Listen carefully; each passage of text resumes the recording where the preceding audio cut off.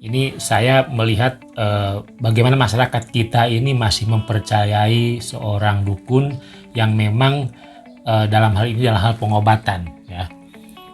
Nah, sekarang lagi banyak disorot oleh dunia medis juga. Apakah memang eh, kenapa sampai orang percaya sama dukun?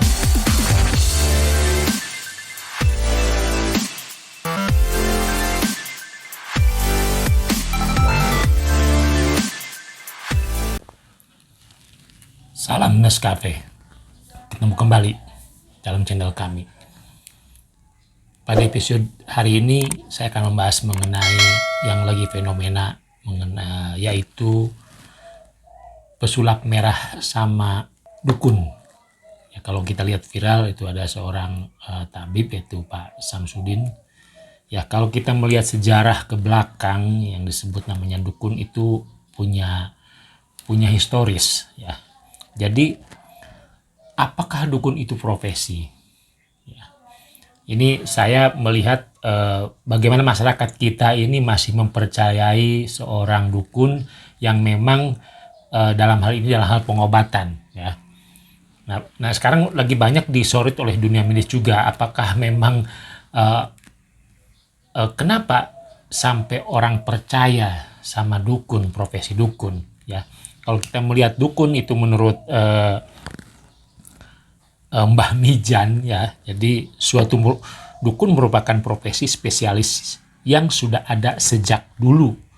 Namun karena kepercayaannya masyarakat sering berjalannya waktu, dukun sering dianggap tidak baik dan dikaitkan dengan hal yang baik.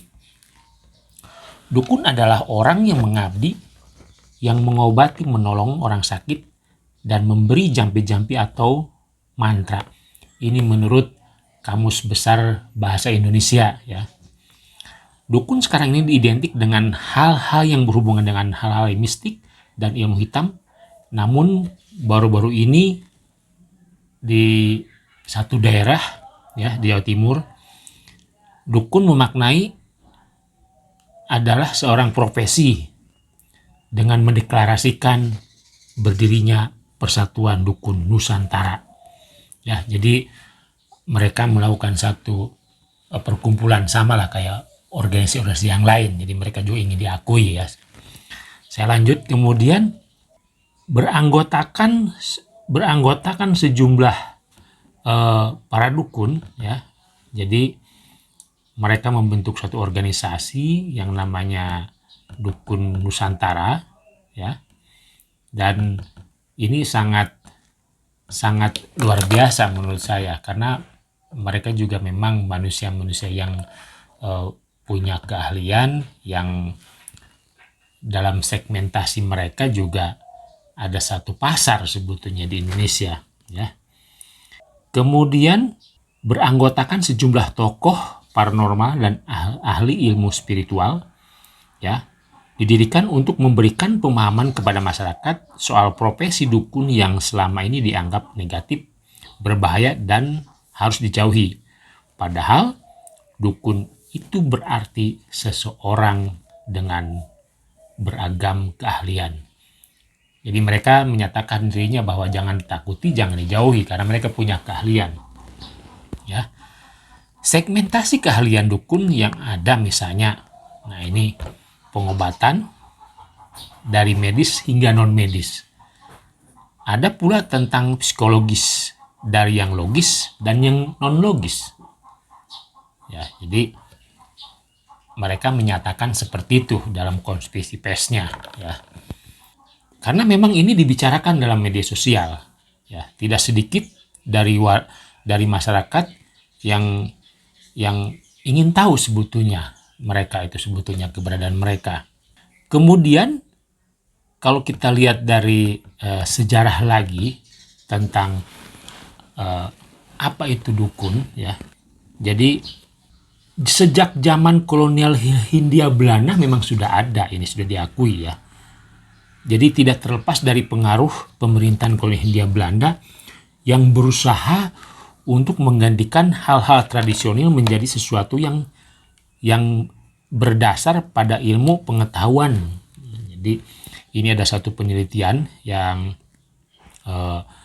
seorang tokoh di universitas memang seperti itu. Jadi memang sejarahnya dikatakan bahwa memang ini ada sejarah memang sejak kolonial Belanda. Dia mulai mau menghilangkan sejarah tersebut ya, karena memang peradaban Belanda memang waktu itu membawa model peradaban modern ke Indonesia. Dukun zaman dulu justru mengacu pada profesi yang dekat dengan masyarakat karena keahlian mereka di bidang kesehatan. Ya, di zaman dulu seperti itu. Nah, kemudian asal usul kata dukun sendiri menurut penelitian itu ditulis oleh peneliti orang Inggris Jennifer Norse yang menemukan bahwa kata itu berasal dari bahasa Persia, deset atau dukan, yang memiliki kemampuan untuk mengobati. Ya, jadi ini penelitian seperti itu. Jadi ada untuk mengobati, zaman dulu untuk mengobati. Ya. Jadi terminologi dukun itu justru disematkan untuk orang yang punya keahlian khusus atau pengobatan bukan berhubungan dengan magis. Ya, ya kalau kita melihat zaman sekarang ya tentu tidak ada korelasinya ya kalau memang dukun itu sebetulnya, karena mereka bukan suatu keahlian ya. Kalau kita pengobatan medis tentu kita semua tahu bahwa itu berdasarkan sekolah, berdasarkan penelitian dan lain-lain sebagainya, dan itu sudah ada dibuktikan ya.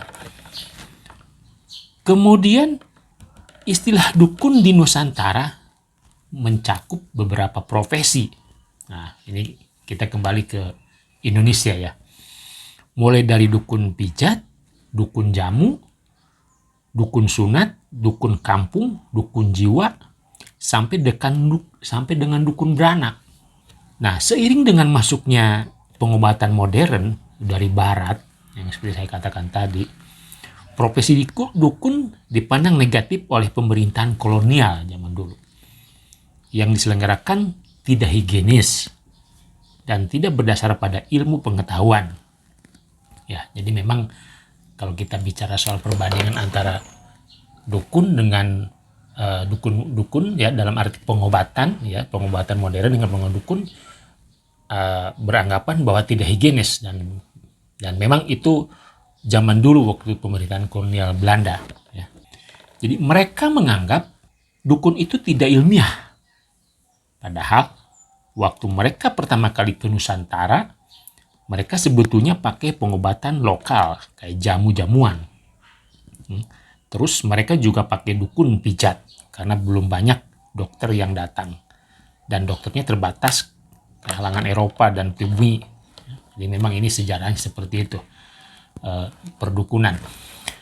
Nah, ini sejarah bagaimana zaman dulu dukun itu sudah ada waktu abad 19 itu, ketika Belanda menguasai tanah Nusantara ini, sehingga memang peradaban mulai berubah, teknologi mulai banyak menjadi masuk ke Indonesia ya. Yang menarik memang sampai hari ini dukun ini masih dipercaya oleh kalangan masyarakat kita. Siapa yang disalahkan? Tidak ada yang disalahkan. Ingat kasus Ponari dulu ya, sekitar tahun 2009, bagaimana kekuatan batu Ponari itu orang berbondong-bondong datang ke rumahnya hanya untuk memberikan kesembuhan. Secara akal logika, secara sehat ya, dalam dunia kesehatan tidak diakui bagaimana evidence base-nya, bagaimana secara logikanya orang menyembuh dengan batu. Nah, ini fenomena sekarang mulai terjadi kembali ya. Ada satu tempat yang memang di situ menerima pengobatan yang memang ternyata disinyalir itu sama dengan sulap katanya. Dan banyak versi yang mengatakan karena sulap sudah mulai sempit dunia prakteknya sehingga beralih kepada profesi yang lain.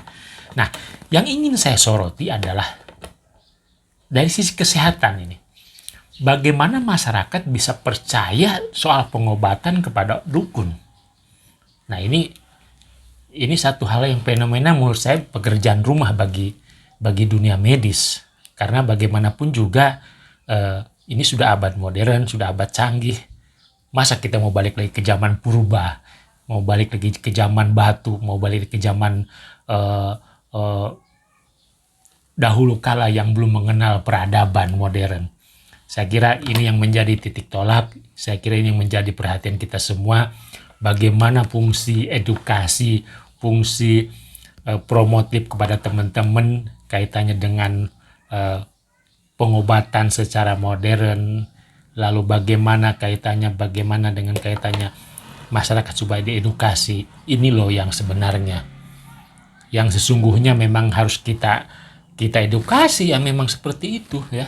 Dan bahkan sekarang juga ada beberapa dokter yang sudah angkat bicara soal perdukunan ini ya, tapi saya tidak mau bahas soal itu, tapi saya hanya bisa membahas ini yang lagi viral ini, ada pesulap merah dengan seorang yang dianggap bisa mengobati di luar non medis ya, dan itu dikira katanya membohongi ya. Oke teman-teman, itu saja dari saya supaya kita bisa pemahaman sebagai seorang nakes, bisa berpikir rasional. Berpikir irasional tidak mungkin, tetapi berpikir rasional yang penting. Bagaimana kita mengedukasi pada masyarakat. Oke, tetap jaga prokes dan salam sehat.